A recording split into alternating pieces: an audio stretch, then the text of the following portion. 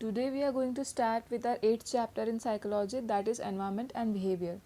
So behavior is the combined effect of individual's characteristics and his environment. So जैसे behavior जो होता है वो combined effect है individual characteristics का और environment का. Now ये जो environment होता है वो हमारे thoughts, feelings और behavior सबको इफेक्ट करता है. एंड साथ ही में जैसे एनवायरनमेंट ह्यूमन बींग्स को इफेक्ट कर रहा है, उसी वे में ह्यूमन बींग्स जो है उनके भी जो इफेक्ट है वो एनवायरनमेंट पे देखे जाते हैं. So now let us understand what is all included in environment.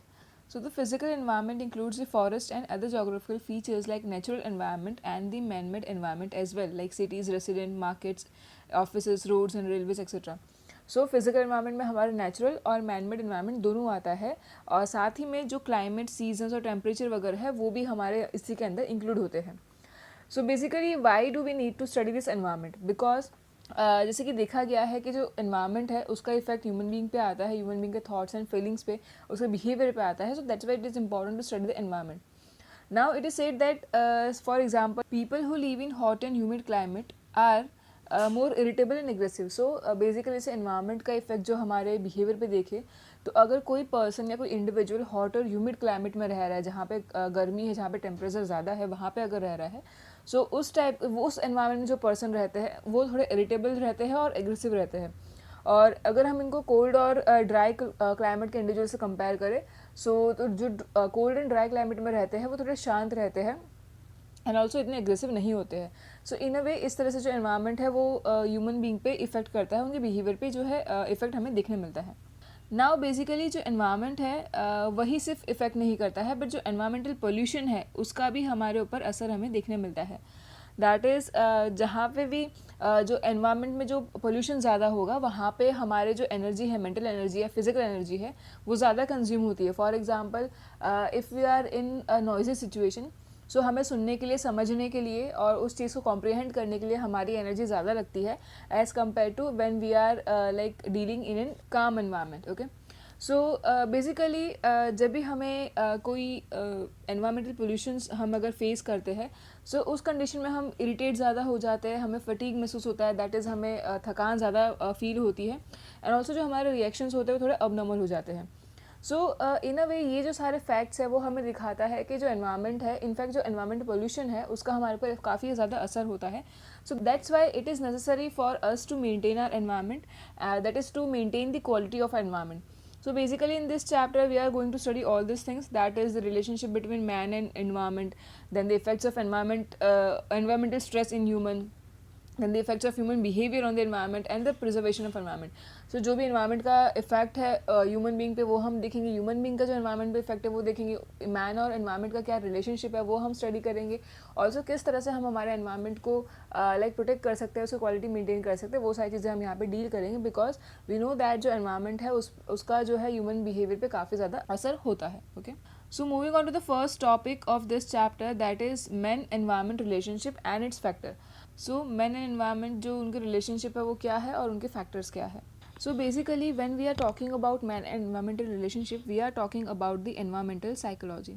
सो जब भी हम मैन और एनवायरनमेंट के रिलेशनशिप की बात करते हैं, that means we are talking about environmental psychology. So now this environmental psychology is concerned with the mutual relationship between the psychological processes and physical environment, in which environment affects the human behavior and human behavior affects the environment. So environment psychology क्या है, वो किससे concern रखता है? That is concern with the mutual relationship. अब mutual relationship किसके बीच में है?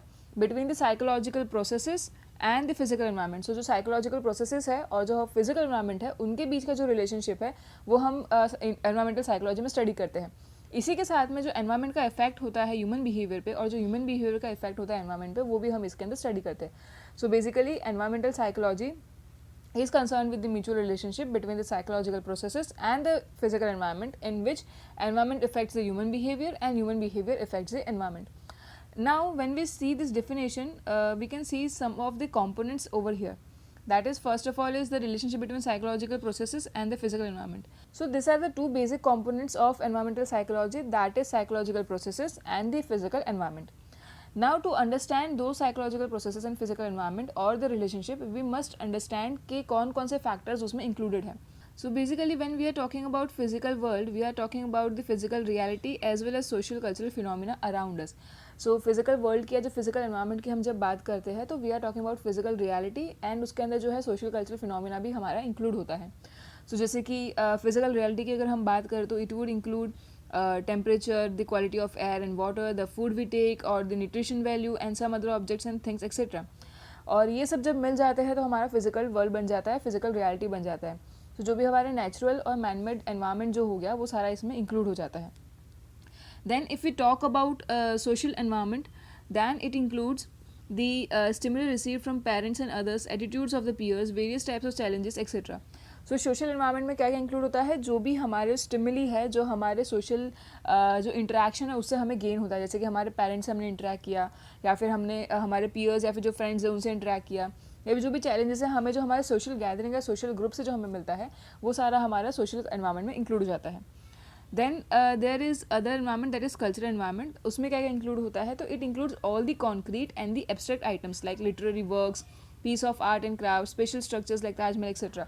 सो कल्चरल जो एनवायरनमेंट है उसके अंदर हमारे सारे एब्स्ट्रैक्ट और कॉन्क्रीट फॉर्म जो आइटम्स होते हैं जो मैन ने बनाए हैं, दैट इज़ कोई भी लिटरली वर्क हो गया, जैसे कोई लिटरेचर हो गया, कोई पीस ऑफ आर्ट हो गया, क्राफ्ट हो गया, कुछ भी हो गया, वो सारी चीज़ जो हमारे कल्चरल जो एनवायरनमेंट है उसमें रिफ्लेक्ट करता है, दैट इज़ जो हमारा कल्चर रिफ्लेक्ट करता है वो सारे आइटम्स हम जो है हमारे कल्चरल एनवायरनमेंट में इंक्लूड करते हैं.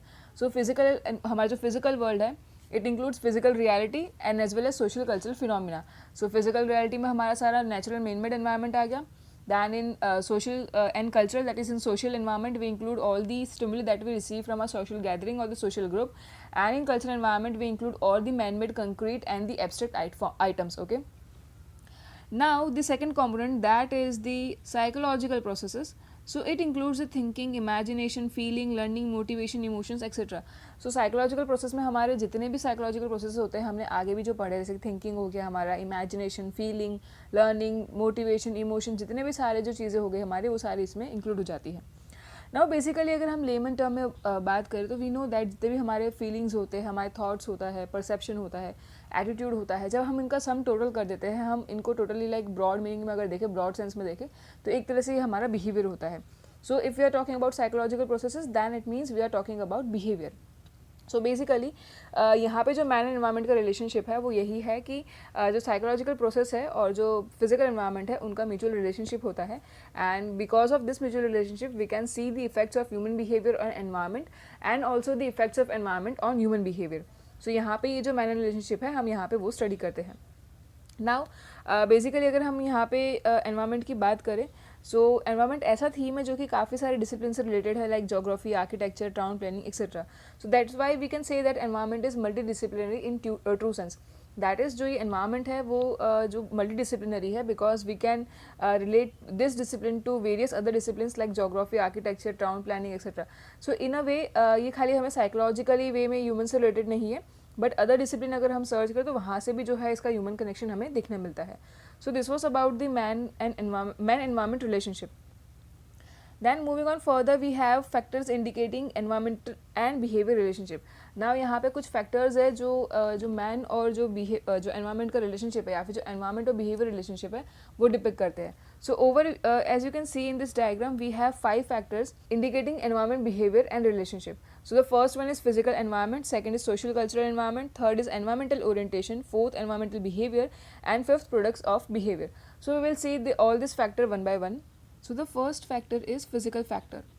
Now this physical factor includes the aspects of natural environment like climate, temperature, rainfall, flora and fauna. That is flora means flowers and all the tree species of the plants, and the fauna means animals. So basically physical environment में जो है हमारा सब कुछ include हो जाता है, जो भी हमारा क्लाइमेट हो गया, नेचुरल क्लाइमेट जो हो गया, टेम्परेचर हो गया, rainfall, flora and fauna etcetera, वो सब इंक्लूड हो जाता है. Then if you talk about socio cultural factors, It includes all the aspects such as norms, customs, attitude, prejudice, beliefs and socialization processes.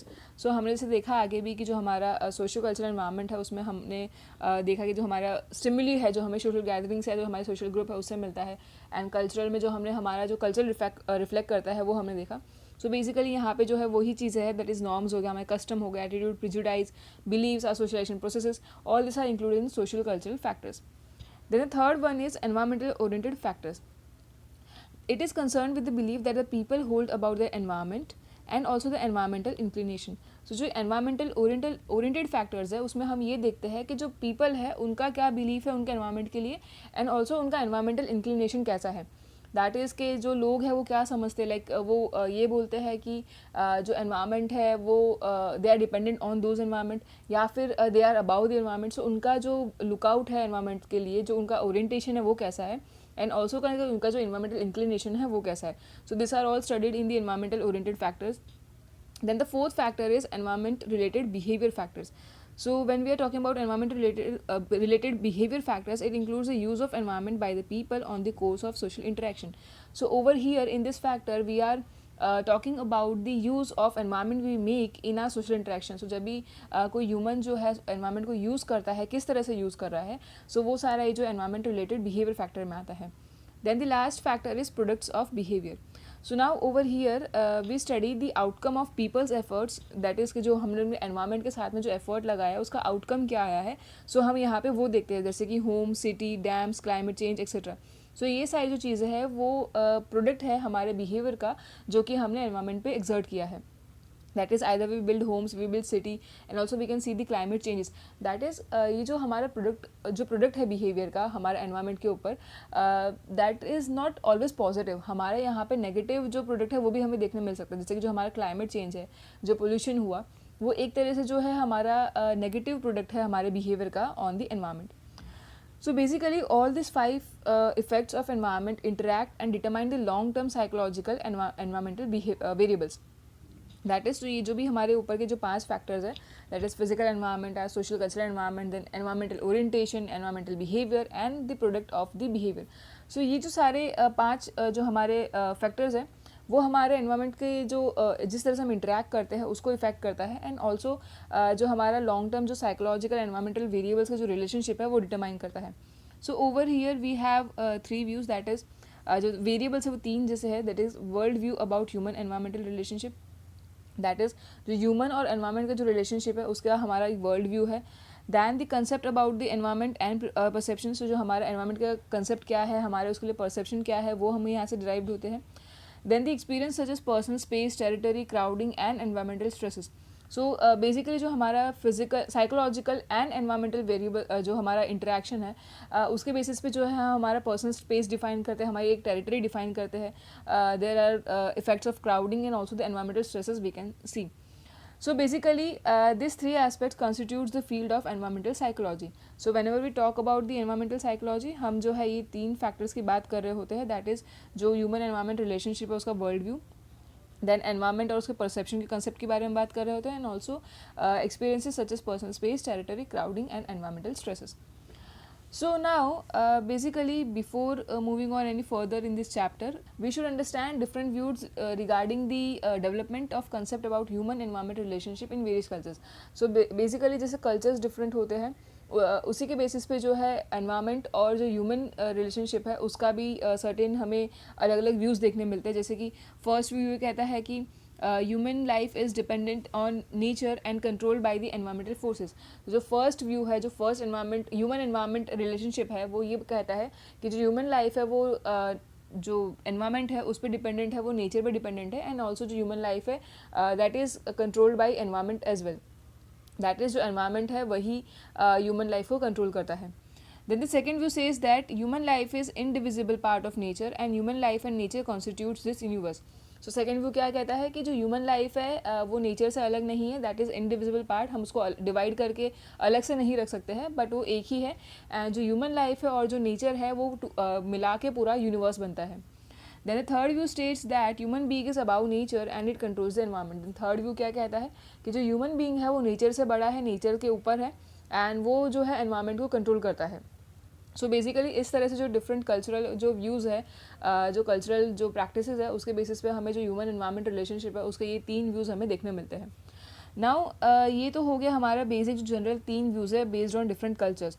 अब हमारा जो इंडियन कल्चर है उसके बेसिस पे भी जो है हमारा ह्यूमन एनवायरनमेंट रिलेशनशिप डिफाइंड है, उसके भी कुछ जो है वेरिएबल्स हैं, कुछ फैक्टर्स है. सो जो हमारा इंडियन कल्चर है that is based on the symbiotic relationship, that is के जो ह्यूमन है that is a part of nature और वो दोनों साथ में ही लाइक रिजाइड करते हैं. So basically, this type that is symbiotic type in which humans are the part of total existence. So जैसे जो हमारा environment है वो total existence हो गया और जो human है वो उसका part है. So हमारा जो Indian culture है, जो Indian tradition है, वो क्या कहता है? Man is not superior to nature and has no right to exploit or abuse the nature. So जो man है, जो human being है, वो nature से above नहीं है, वो nature से superior नहीं है, and so they have no right to exploit or abuse the nature. So उनको कोई right नहीं है कि वो जो environment है उसको exploit करें. The human nature relationship and totality of existence are important. So जो ह्यूमन और नेचर का रिलेशनशिप है और जो एग्जिस्टेंस की जो टोटलिटी है वो बहुत इंपॉर्टेंट है. दैट इज़ किस तरह से जो हमारा ह्यूमन जो दैट इज़ इंडिविजुअल और जो नेचर है उनका रिलेशनशिप क्या है, एंड ऑल्सो जो उनका एग्जिस्टेंस है इन टोटलिटी, वो हम यहाँ पे जो है इंडिया में उसको इंपॉर्टेंस दिया जाता है. Then concern for everything regarding nature is perceptible in the Indian thought. So जो भी नेचर है उसके लिए कंसर्न होना, उनके जितनी भी चीज़ें उनके लिए कंसर्न होना, that is natural in our Indian thought. Then all the life forms and the interconnectedness have been recognise. So जितने भी लाइफ फॉर्म्स है उनका जो इंटरेक्शन है या जो इंटरकनेक्टेडनेस है, किस तरह से कनेक्टेड है, वो हमारे इंडियन कल्चर में उनको रिकोगनाइज किया गया है. Then human life is enveloped in by a cosmic physical order. It presents man, nature and universe in an integrated indivisible form. जो ह्यूमन लाइफ है एक तरह से वो जो है हमारे यहाँ पे इंडिया में जो कल्चर है वो ये कहा जाता है कि that is enveloped by the cosmic physical order. So एक कॉस्मिक या फिर जो फिजिकल ऑर्डर है उसके अंडर ही जो है हमारी ह्यूमन लाइफ है, और ये रिप्रेजेंट करता है कि मैन है, नेचर है और यूनिवर्स है जो कि इंटीग्रेटेड पार्ट है, उनको हम अलग अलग नहीं कर सकते हैं. दैट इज़ आप ये नहीं बोल सकते कि ह्यूमन जो है यूनिवर्स से अलग है, या फिर जो ह्यूमन है वो नेचर से अलग है, या फिर जो नेचर है वो यूनिवर्स से अलग है. लेकिन जो तीनों जो है वो इंटीग्रेटेड पार्ट है, दैट आर इंडिविजुअल फॉर्म, हम उनको अलग नहीं कर सकते हैं.